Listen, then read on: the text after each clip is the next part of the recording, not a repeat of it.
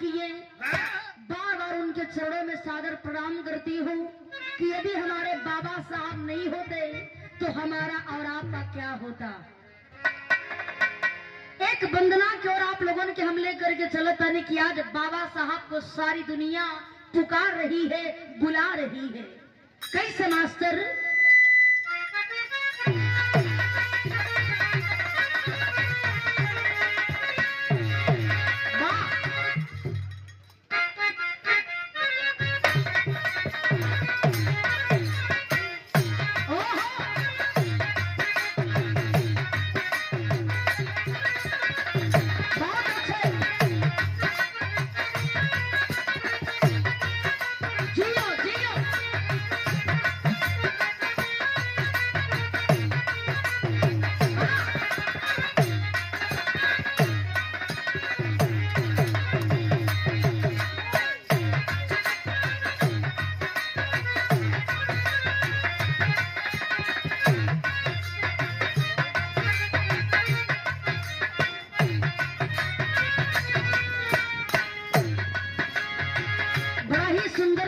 संकेत बा वंदना से पहले बड़ा ही बढ़िया संकेत।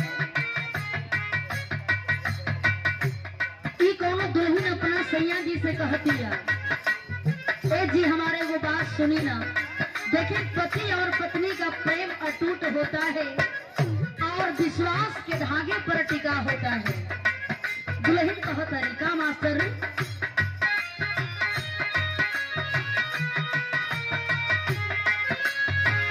उगल बाड़े चंदा मामा उगल पाए जोरिया।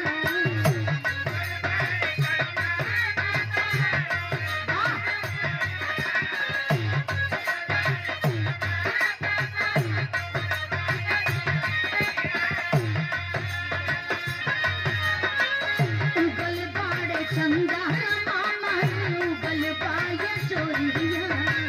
पीतल जाले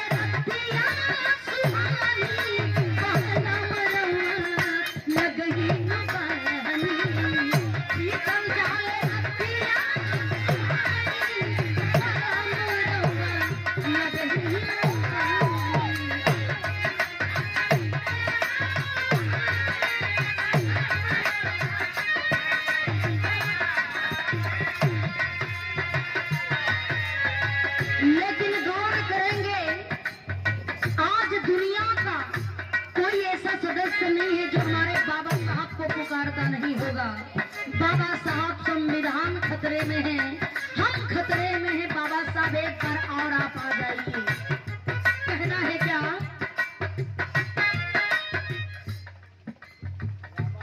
आवा हो बाबा यावा हमारी नगरिया।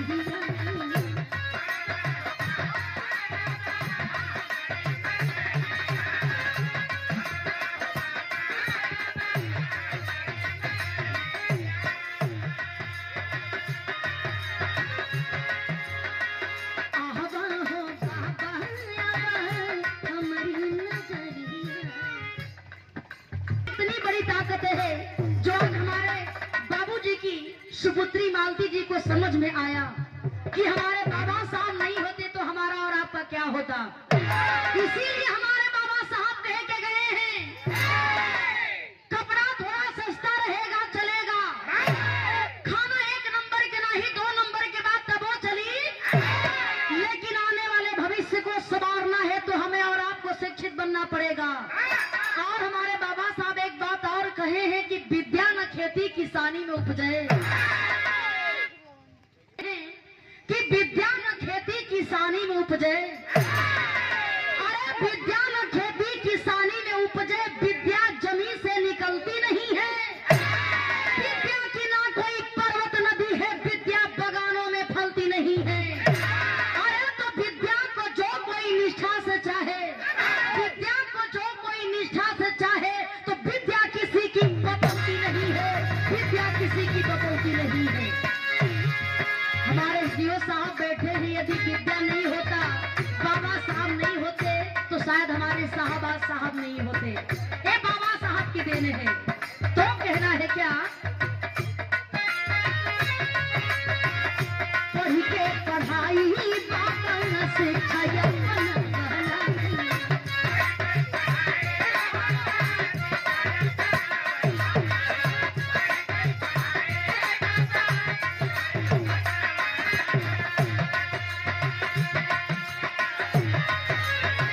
गालिता या छूटा बल कहीं शिक्षित बहला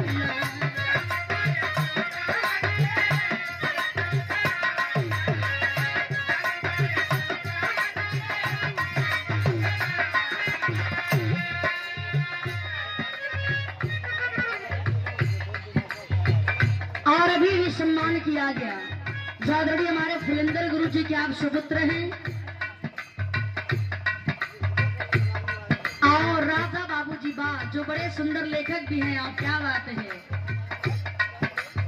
देखें कलाकार भी आप गाने वाले भी हैं आपके सुपुत्र लिखने वाले हैं ये आपके द्वारा सम्मान मिला पुष्पहार दे करके बहुत सारा सम्मान बहुत बहुत मैं आपका सम्मान करती हूँ प्रभु आपको तरक्की की ओर ले चले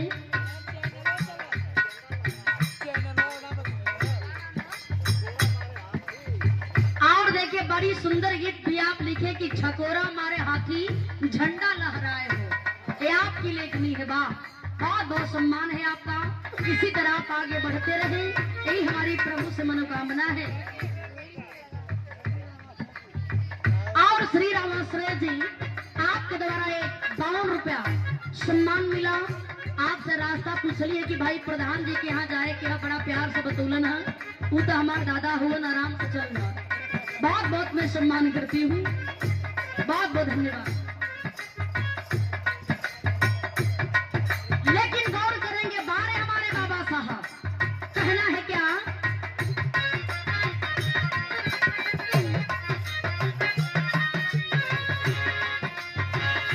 पढ़ के पढ़ाई बाबा शिक्षा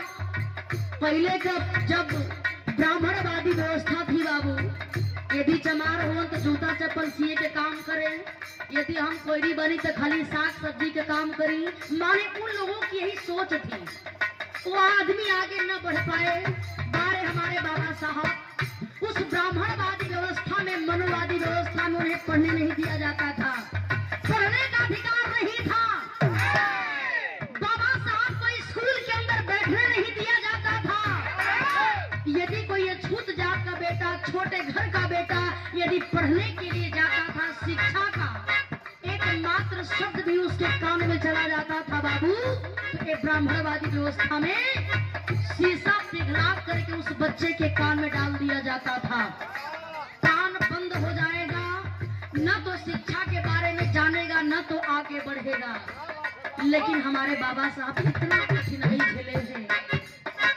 स्कूल में नहीं बैठ के स्कूल के पीछे बैठ करके और कैसे कैसे सुन करके और आज हमें और आपको इस मुकाम तक पहुंचाने का काम किए हमारे हमारे बाबा साहब कोई भगवान धरती पर आ करके हमारे और आपके गरीबी को दूर नहीं किया सिवाय हमारे बाबा साहब के तो कहना है अगली लाइन में क्या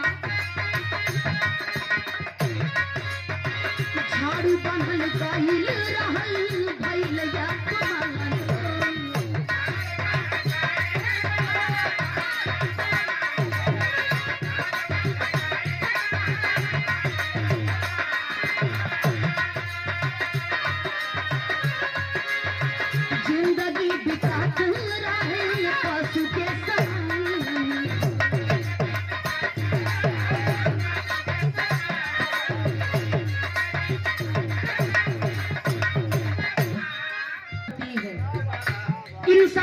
चला जाता है कीर्ति अमर होती है, सामने गुजर जाने के बाद उस जल की कदर होती है। आपके द्वारा ये 50 रुपया बहुत बहुत मैं स्वागत सम्मान करती हूँ, बहुत बहुत धन्यवाद। हमें पढ़ने का अधिकार नहीं था बाबू, और देखें जिस कमर में आज हम लोग टाई बांधने का काम कर रहे हैं, गले में टाई बांधने का काम कर रहे हैं, कमर में बेल्ट लगाने का काम कर रहे हैं, और पिस्टल खोस करके चलने का काम कर रहे हैं, ये बाबा साहब की देन है। वो पापी हमारे कमर में पीछे झाड़ू बांधते थे और आगे हड़िया जो इस समय मिट्टी के बनेला मटका बांधते थे कि यदि कोई भी छोटा घर का बेटा आगे आगे चलेगा तो पीछे से धूल साफ करता हुआ जाएगा, और कहीं थूकना भी हो तो उसी मटके में थूके। एक जिंदगी पशु के समान हो गई थी, लेकिन हमारे बाबा साहब की देन है, आज उसी गले में, जिस गले में झाड़ू बांधा जाता था बाबू, कमर में मटका बांधा जाता था, लेकिन आज उसी गले में हम और आप टाई बांध करके चल रहे हैं, उसी कमर में हम पिस्टल खोस करके चल रहे हैं, और वही लोग आ करके जूता भी साफ करत हुआ। एक इसकी देन है, हमारे बाबा साहब की देन है। कैसे लोग ब्राह्मण लोग रहते हैं जो जूता चप्पल साफ भी करी है ना, पीछे पीछे लगल भी रही है। कहाँ गई हो व्यवस्था? यदि हमारे बाबा साहब नहीं रहते तो हमें और आपको लोग क्या समझते थे? एगो बकरी और भेड़ के जैसा लोग तुलना करे हो बाबू।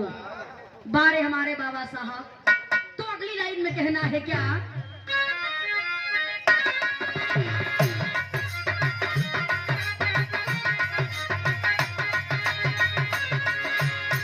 झाड़ू बांधल काहिल रहल भइल या कमान हो,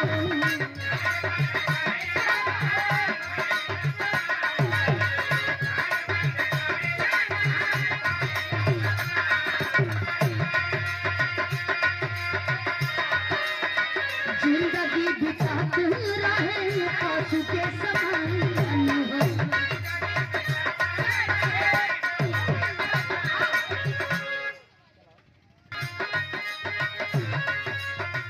जाति पाति भेद भाव रहल ब्राह्मणवाद हो, जाति पाति भेद भाव रहल ब्राह्मणवाद हो।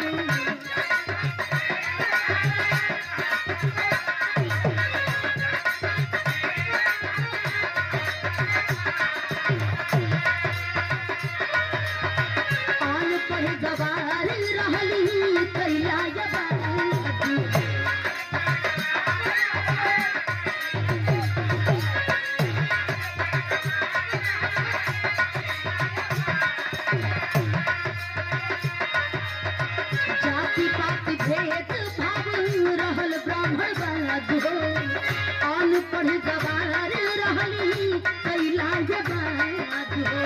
छुआछूत बिहाला मिठाई ए बाबा हमरे सतिया जलाई। और सुभाष मास्टर साहब की पत्नी रत्ना देवी जी, ये आपके द्वारा सम्मान किया गया। 100 रुपया देकर के बहुत बहुत मैं सम्मान करती हूँ, बहुत बहुत धन्यवाद, प्रणाम बा। और देखिए हमारे उमा भैया आए हैं जो ढोलक के बड़े ही सुंदर वादक, आपका भी मैं बहुत बहुत आपका सम्मान करती हूँ। बड़ा संगत आप भी कैले बानी, बहुत बहुत धन्यवाद, बड़े अच्छे कलाकार हैं आप।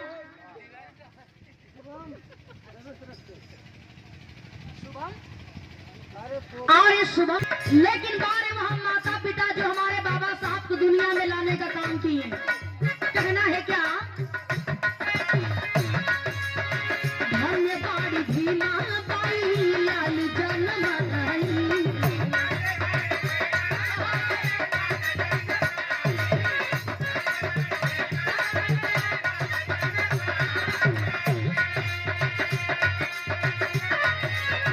पढ़ते पढ़ाई बाबा ज्योतिया जलाई।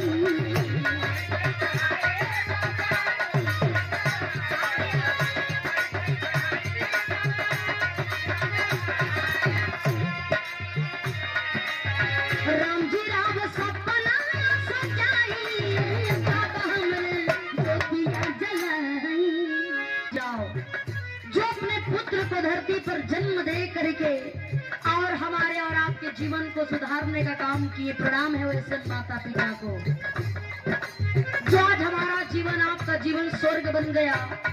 जो हमें चलने का अधिकार नहीं, बोलने का अधिकार नहीं, अच्छा खाने का अधिकार नहीं, अच्छा पहनने का अधिकार नहीं था, आज हम सभी लोग अपने पर्याप्त रूप से हर व्यवस्था से बानी जा।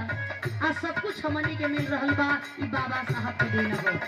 तो कहना है धन्य बाड़ी बीमा पाई लाल जनमाई।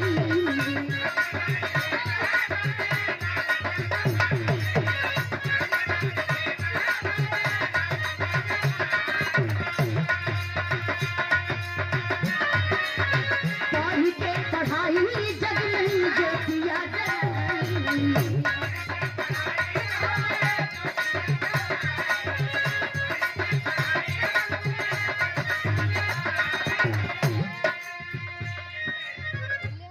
सम्मान किया गया। ये बड़ा भाग्यवान लोग होलन जौन की नाती पराती सनाती लोग देख के चले। बाबा जी बड़ा भाग्यवान रहलन जो इतने सारे परिवार को देख करके सबका प्यार दुलार पा करके आज इस दुनिया से गए हैं। आज पूरा परिवार मिल करके इनकी अंत्येष्टि को मना रहा है। बहुत बहुत प्रणाम, बहुत बहुत धन्यवाद। तो कहना है धन्य बाड़ी ईमान पाई लाल जनमाई।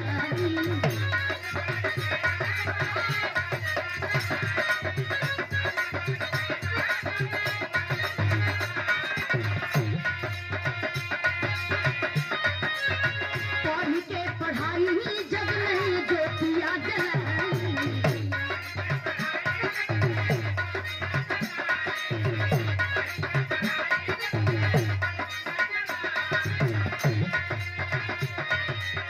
धन्य बाड़ी भीमा बाई लाल जनमाई। पढ़ के पढ़ाई जग में जो किया जलाई। राम जी राम सपना सजाई हमरे जो किया जलाई। बाबा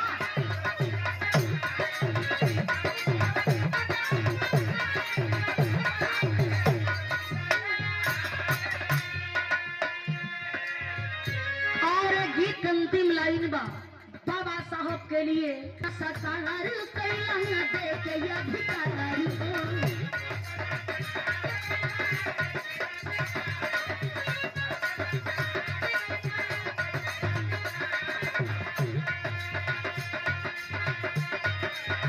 सागरो बनवला पापा हमें सदाई हो।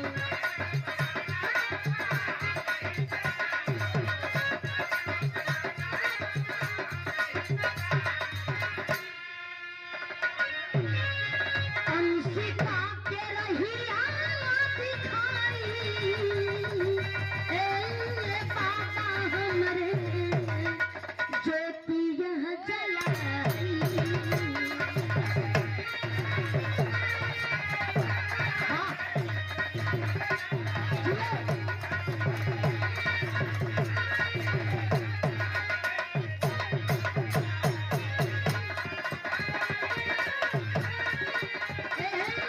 बाबा हमरे ज्योति यहाँ जला।